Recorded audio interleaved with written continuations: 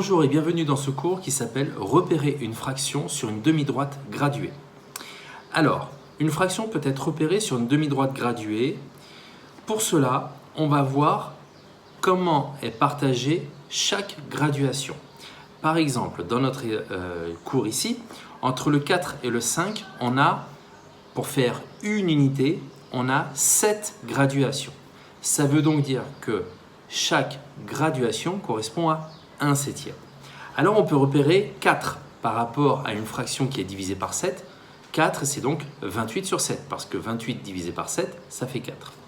On repère également 5, c'est 35 sur 7 sur le même principe. 35 sur 7, ça fait 5. 35 sur 7, pardon, ça fait 5.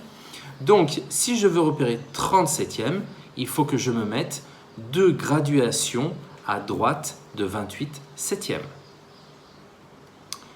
De même, si une unité est divisée en 9 graduations, on a donc chaque graduation qui correspond à 1 neuvième.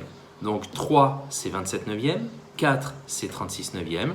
Donc si je veux placer 33 neuvièmes, eh ben, j'ai plus qu'à compter à partir du 27 neuvième, 28 neuvième, 29 neuvième, 30 neuvième, 31 neuvième, 32 neuvième, 33 neuvième.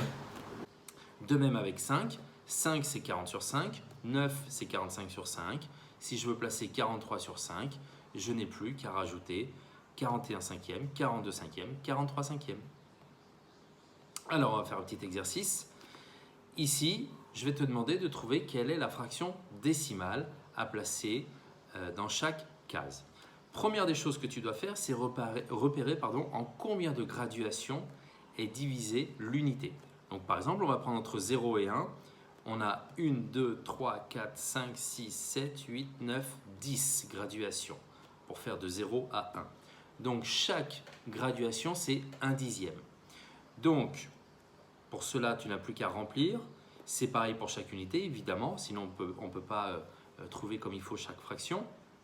Donc pour la correction, on a bien la première case qui est à la 4e graduation partant de 0, c'est donc 4/10.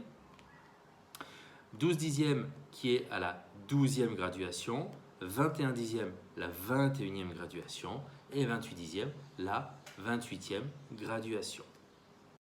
Maintenant que tu as tout compris, entraîne-toi en faisant les exercices ci-dessous.